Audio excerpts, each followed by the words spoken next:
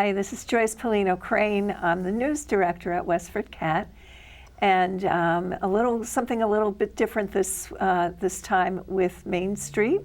I have a guest named Keith Bohne, and he's well known in this community as a former. Well, no, you're still farming, right, Yes. Keith? So we're here today to talk about Drew Gardens at 6668 Boston Road. And we want to kind of dig down deep into the history of the land. It's quite a controversial issue. Today is March 15th, and in a week and a day, we're going to have town meeting. And Article 16 is a very highly controversial article regarding whether or not to put a restaurant on that land. There are three agricultural preservation restrictions on the land, and that complicates matters quite a bit. So Keith, you owned the 9 acres known as Drew Gardens, and you owned them for how long? We owned them from 1976 until 2001. Okay. And then you sold to Tom Goddard. Yes, we sold it to Tom Goddard. And then Tom Goddard sold the 9 acres to Ebby Masaladon. Correct, yeah.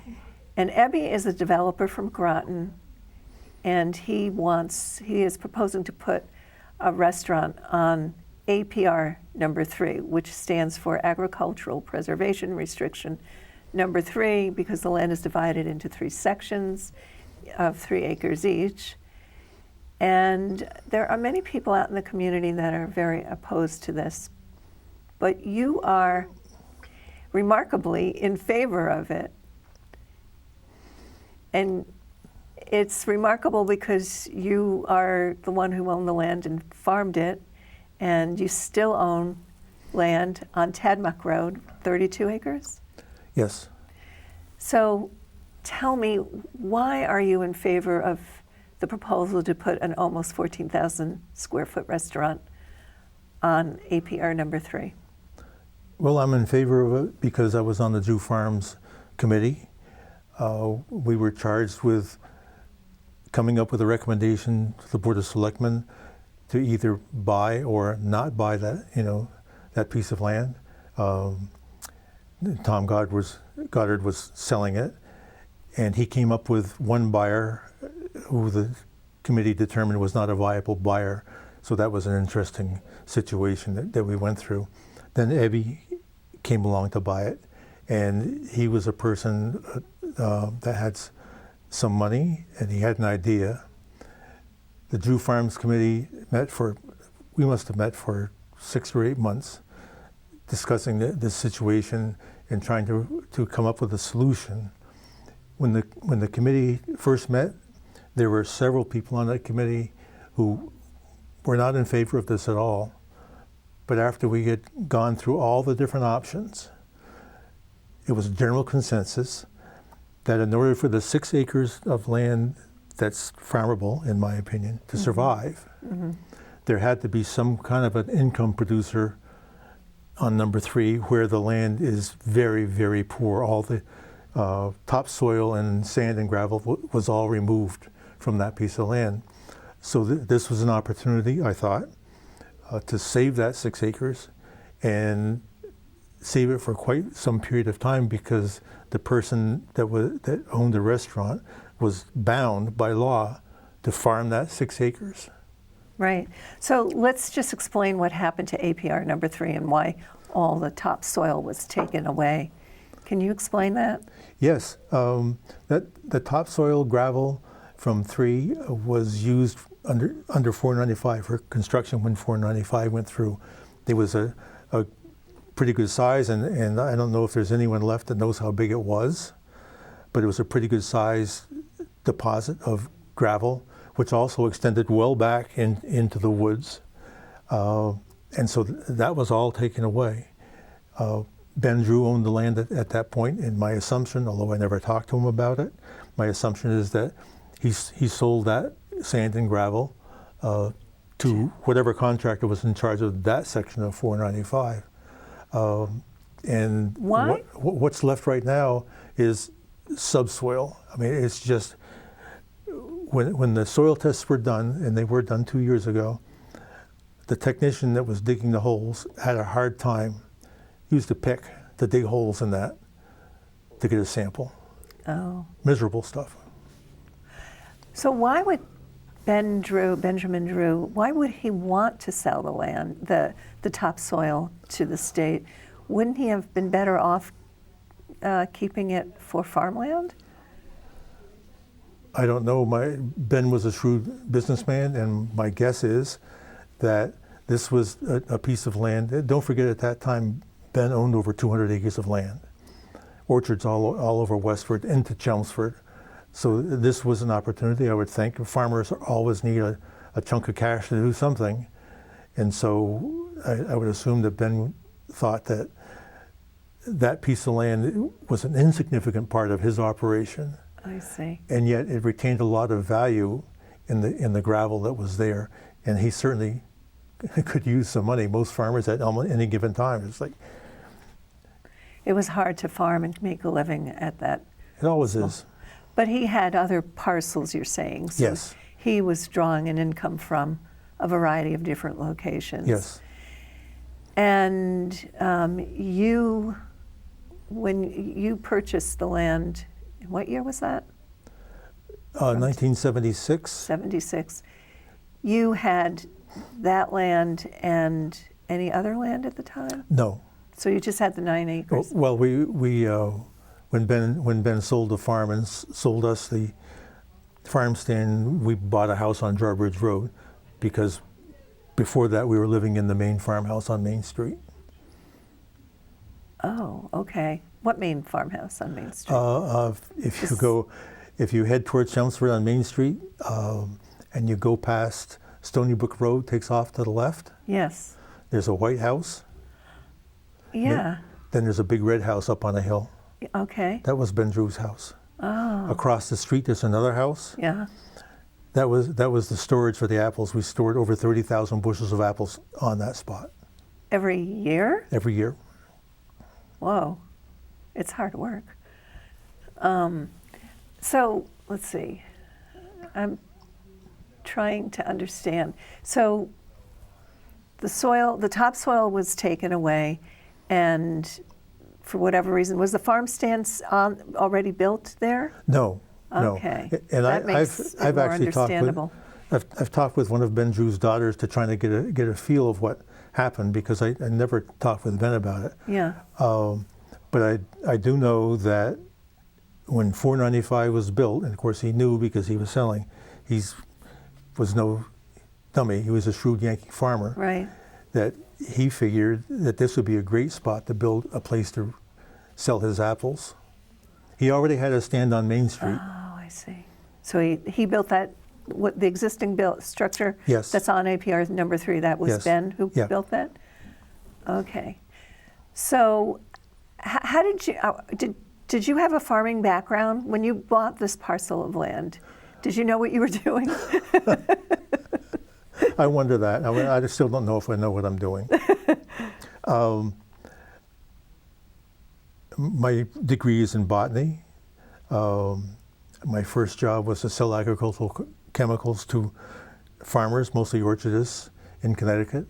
I went to work on an apple farm, and that's when I met Ben Drew, so I moved and ran Ben's farm starting in 1971. Moved from where?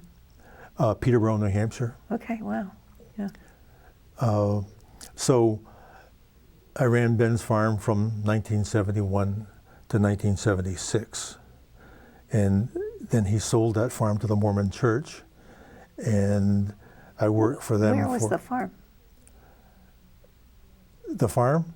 The farm was basically on Main Street, at that spot where that big red house is. There were about 108 acres there. No way. In one spot. And then there was another 20, 25 acres right up Main Street in Chelmsford. There was 17 acres right off Leland Street. Oh my gosh. And then off Hilda Street down a laneway, there was another 15 acres. And if you go up the road where Blake's Hill is, we used to go up that road for Yeah. Pick Your Own. There was another 7 or 8 acres up there. All owned by Ben? Yes. Wow. So you came and you worked the land? So I came to work for Ben in 1971. And when he finally got a buyer for the farm, which is the Mormon Church, he at that time sold us the stand. And what were you doing before you bought the stand? It was running Ben's farm. Oh, right. So you own now 30 or 32 acres off of Tadmuck Road.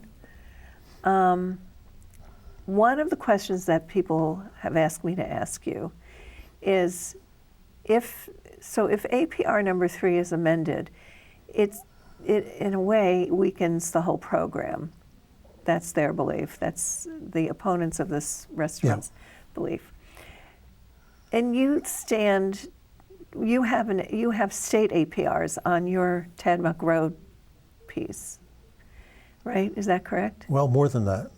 You have more than that? Yes. Not only did the state put money on the APR for that 30 acres of land, but the town also put in $20,000 towards that APR. So that piece of land, for someone to get a release or an amendment, Right.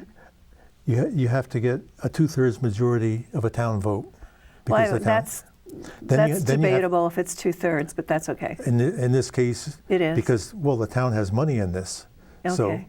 yeah, there would be a 2/3 vote there. I'm sure Glenn Corbo would agree with that. Then you have to have a 2/3 vote in the House of Representatives, a 2/3 vote in the state Senate, and then you have to have the Secretary of Agriculture sign off on it.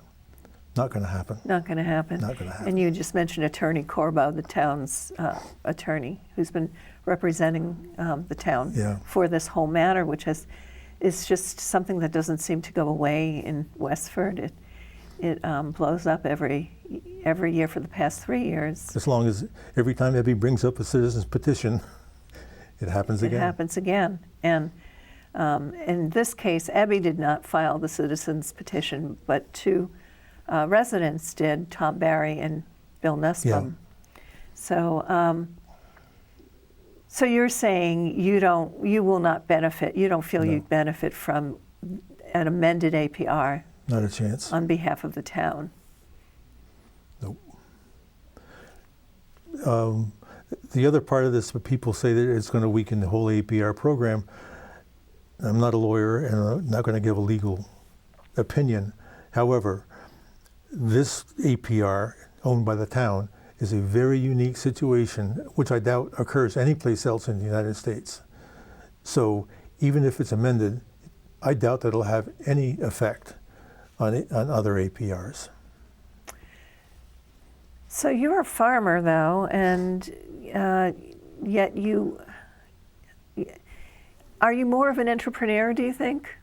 No, I'm an orchardist. I'm really not even a farmer. Farmers know what they're doing about crops and all that kind of stuff. I know how to grow apples, so I'm an orchardist. I see.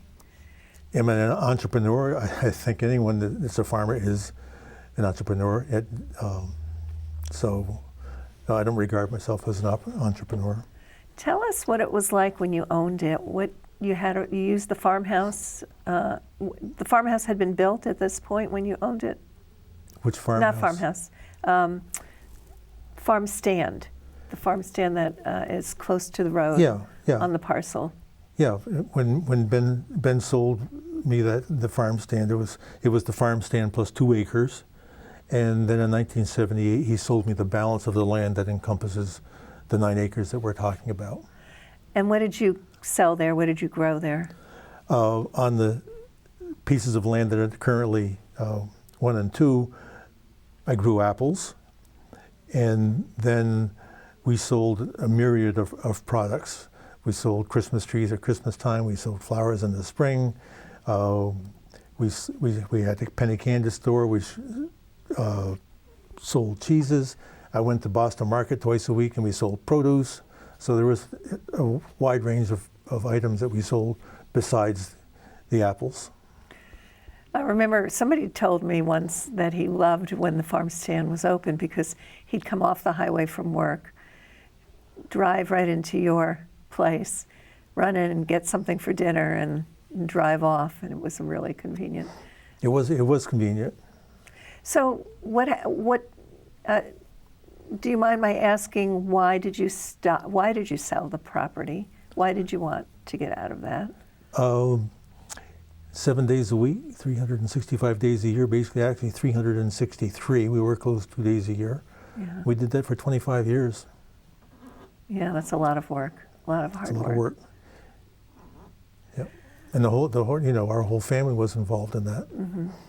So now, if a restaurant is put on, if a restaurant is built, some of that land will be paved with asphalt. I would assume, and this is maybe one thing people lose contact with, is that if that restaurant is built, there's still an APR on there, and the town has control over what happens. So I would assume that they would insist that there be a permeable parking lot put in there. At least I would. Well, that's what I'm wondering, though, because once you put the asphalt down, you can't get that back. You can. Believe it or not, there is permeable asphalt. They sometimes use it on highways. You can tell the difference. Yeah. That the water will run off regular asphalt, and permeable asphalt, it soaks right through. Yeah, which is what would be more preferable. Absolutely. Yeah, but also there will be a septic system. Would have to be, yes. And plus the main building is almost 14,000 square feet. So it would be hard to reclaim that back if anybody ever wanted to. I think that's true, but they're imploding buildings much larger than that every day. True. You think, for instance, the freezer lockers in Napnasset, huge structure, gone. There are houses there now. Even on the old Drew farm, the whole complex of storages that stored 30,000 bushels of apples, there's a house there now. Yeah. It's all gone. So maybe if they're negotiating with Ebby or some other person, if it fails, they bear the responsibility to put it back in the condition bring it it was back. in. Yeah, or at least get rid of the building so that there's an opportunity to do something else with the land. All right, let me check my questions. Okay. So I ask the questions that people want asked. Okay. Let's see. This one says 20 years ago, you accepted $175,000 from the town for APR 3, which was based on the premise that the land would support agriculture. That wasn't based on that premise at all. No. The $125,000 was based on the premise that a house lot could be built there. That's how the value was arrived at, not how much money you could get off of farming it. Right. Well, so that was the cost of APR number 3 was based on what it would cost to own a house there at that time? Is that what you're saying? For the house lot. For the yes. house, for just the lot, not the house Not the itself. house, no, just the house lot. Okay, so land was selling at about. I can't precisely remember. It was either 6 or 8 homes, 6 or 8 spots were identified on that 9 acres, and I would guess it would be 6 because it's hard to imagine that you can get 8 1-acre lots on 9 acres of land and then include the driveways and all that kind of stuff. So the land was perked, and it was established how many house lots were there, and the value of the house lots was multiplied times the number of lots, and that was the value. That's how they derived it. $525,000. Okay. This question is redundant. We've already talked about it, but I'm going to just read it out anyway. What happened on the land in the intervening 20 years that turned it from being farmable 20 years ago to not farmable today? Yeah, it was the way that you see that land today was the way it was when I bought the stand. And And it was the way it was when I moved to Westford in 1971. Yeah. That piece of land has been like that the whole time. So nothing is growing No. in there. Okay. Second question, let's see. Okay, so Ebby has said in public meetings that you have been providing all the information about what's appropriate for planting on the site and will be managing the orchard on the property. Is that true? Well, first of all, I doubt that Ebby actually said that because he and I have never had that conversation. What I have done for Ebby is to suggest the types of apples, peaches, or cherries that he grow there. And he bought some trees, I've heard. Some fruit trees. No. Not yet? We can go into that too, but Sure. and there's no way that I have time to go over there and manage that deal. He's got to do, he has to either hire somebody else or get out there and do it himself. Yeah. I have my hands full. I would imagine, because you're taking care of the Tadmuck Road property. But this question is, let's see, my question is he now or has he ever been paid by Masaladon? We've established that you have not. Nope. And if so, for what? Will he stand to benefit personally if the restaurant goes through? No, except I'll have a closer place to go and have a nice dinner. I know. I won't have to go to Gibbet Hill anymore. Yeah, so that's as much as the benefit that you will get. Okay, so we have put those, I hope, to rest. I hope so. Those thoughts. Let's see what, yeah, well, this we've already answered too. The third question was, is your current farm under APR restriction? Yeah. Is it restricted? And you said, yes, it is, Yeah. but yours is through the state And the town. and the town. Although I don't understand why the town would have to put 20,000 in. They didn't have to. They did it so that they would have a say, and it wouldn't be just up to the state. That if anybody wanted to change or amend the APR there, they not only would have to clear the state hurdles, they would have to clear the town hurdle. So even if you spent thousands of dollars on lawyers to clear the state, you still have to face a 2/3 town vote. Okay. So what were there was something that just came up that I said, let's go there. Or you said, can you remember what it was? No. I'd like to. We're both losing our memories. Well, I drive by Drew Farm all the time on Tadmuck Road, and it is so beautiful. And just talking with you, I've now gotten a sense of how much land has gone away to development in Westford. It's huge. Which I never, I've been around this town since 2002, but I missed all those, the late Yeah. 70s and the 80s when it was all happening, I guess. There used to be a one person that controlled all the traffic at the intersection of 110 and Boston Road. There was a woman used to stand there and direct the traffic. With no lights, With no no traffic lights. lights. So things have changed quite a bit. And when the highway came in, so what was there before the ramps were there? Oh, I have no Boston. idea. That was before my time. Okay. Yeah. I just wonder how that was all done. Yeah, it changes the face of the land for sure, and changes the whole history of the town. That interchange, if it wasn't there, Westford would be a totally different town. It'd still be a farming community, don't Well, you it think? would be much less commercial, that's for sure. Yeah. I remember one of the first articles I ever wrote about Westford was in 2002, and it was a phone interview with then assistant town manager, I don't remember his name, but I remember him saying to me this, and he was moving on to another job, but I remember him saying to me on the phone, Westford was the perfect community for me, and he called it a bedroom community, and I had not really ever understood before what a bedroom community was. But I always think of that interview, that first interview, and that description of the town. I don't know, just a very meaningful memory. Yeah, it was definitely different. Yeah. Is there anything, we're wrapping up, we've got about just a minute or two left. Okay. Is there anything you would want the townspeople to know? No, I think townspeople should understand that there are legal arguments about this property. I know there are. They're emotional.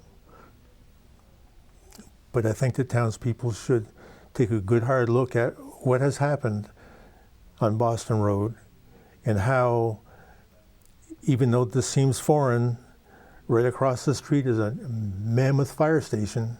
Right down the road there's 40B housing. The gateway to Westford is hard to come by, and a way to preserve this is to do an operation like this, to protect that land by having an engine to protect it. Thank you, Keith. Mm-hmm. I hope someday the land will be beautiful in whatever manner that meeting voters choose. I just hope that it gets its just deserves, which is a beautiful I agree with you. planting of trees and flowers and grass. So I try to imagine it in my head, but hopefully someday I'll actually see it. Thank you so much for coming in and talking You're very to welcome. us today. Happy to do it. So for WestfordCAT News, this is Joyce Polino Crane. Town meeting is a week and a day away, meaning March 23rd on Saturday at the Abbott School, and it opens at 10 a.m. What Keith and I have just been talking about is Article 16. Make your decision to come and vote and let your voice be heard. Have a nice day.